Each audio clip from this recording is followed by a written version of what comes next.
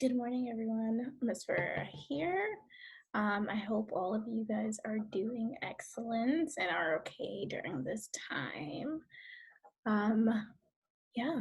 So, as you know, we're going to be doing remote learning, and there will be a bunch of recorded videos from me. So, I hope you enjoy them and you learn a bunch from these recorded videos.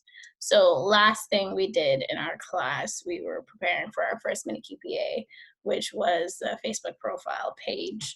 And that is still a thing that needs to be done. But however, this has been transferred online to Google Classroom. So if you go into Google Classroom, you will see it. It'll be named quarter three, mini QPA number one. You can all just insert your post onto Google Classroom and just submit it, and then you'll get the grade for that. So please make sure you are doing that. Okay. And for today, so work with me as I'm trying to learn how to do this. So today's objective, you guys are going to be able to identify who Alice Munro is and how society has impacted her writing by dissecting boys and girls. So we got to know a lot about Virginia Woolf and who she is and her perspective on gender roles and society and the way that she was living at that moment, right? So now we're going to get into our second short story. Her name, the author of the short story, is Boys and Girls by Alice Munro.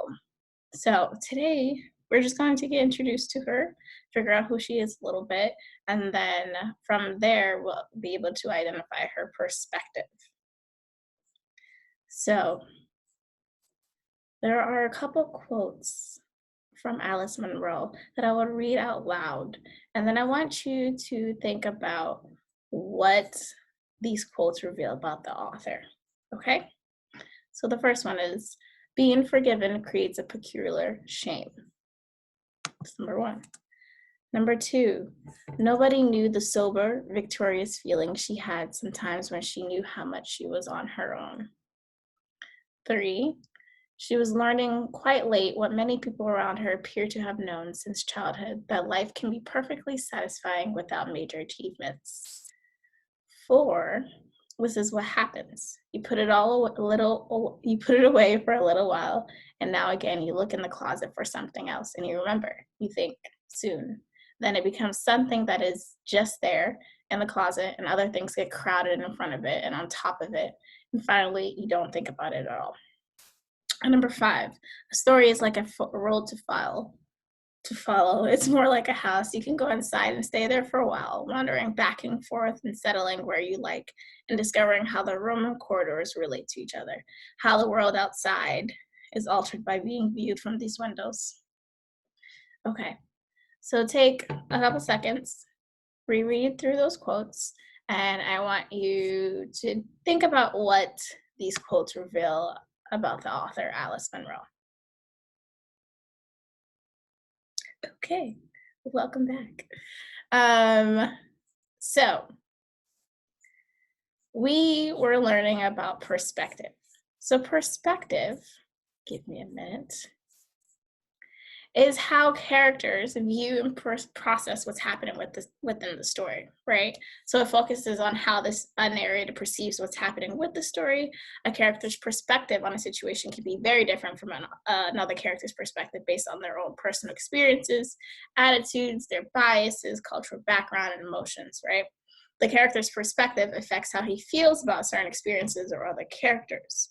So think about it. We've been talking about this for a whole week, right? Perspective is basically how an author feels or their attitude about a topic or a subject or something like that.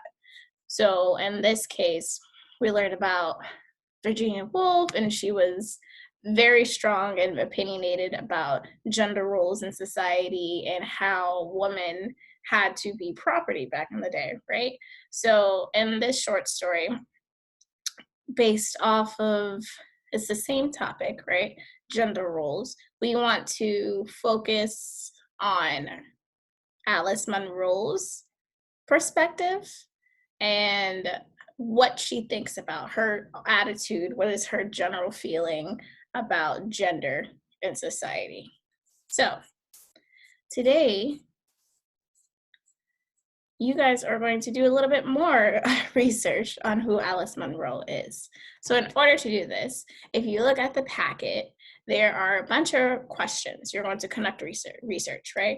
You will figure out where she was born, where is she from, right? Because where she's from, like we said, can affect her perspective and her idea and thoughts about something, her occupation, and you're going to also look up what techniques or strategies Monroe known for in her writing.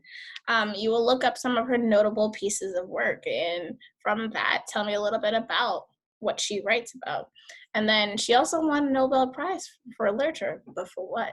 You need to figure that out. And then also just something interesting you learned about Alice Munro. Okay? So take as much time as you need. Take about 10 minutes, 20 minutes to just knock that out and figure out who Alice Munro is, to see if we can get deep and down and figure out her perspective through all of this information, right? And then here's where we get into the short story, Boys and Girls. So Alice Munro wrote a beautiful story called Boys and Girls. For your independent practice, you are going to read and annotate 5 pages, just the first 5 pages of Boys and Girls by Alice Munro. And then based off of those 5 pages, right, you are annotating, you are circling words you don't understand. Shout out to Mr. Tito, because she made a great resource for you guys where there's a bunch of questions on the side, just like last time, where you can pause after every paragraph and then answer a question so I can help you understand what the text is about. So you're going to read and annotate the first 5 pages, and then based off of that, you want to answer, what does Monroe's writing show about the society she lived in?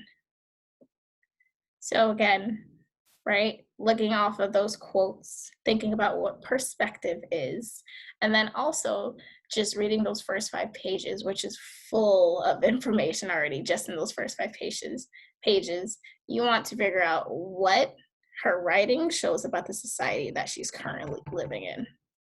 So you will do that. And then you have finished today's lesson. So if you guys would like to reach out to me, please email me. Sorry, you guys. I'm back. Sorry. So if you have any questions about what you are expected to do, first and foremost, I want you guys to knock out the first mini QPA. And then we will definitely have time to work on all this. Please don't be nervous. And if anything, please reach out to me. You guys have my cell phone number. I also made an Instagram account if you guys are interested in it. It is Ferreira Gets Literature. So please contact me. You all have my number. And then if you have any questions, please email me as well. And then tomorrow, just so you guys know, on Tuesdays and Thursdays, I'll be holding support sessions so you guys can ask all the questions you are interested in. Okay? Awesome.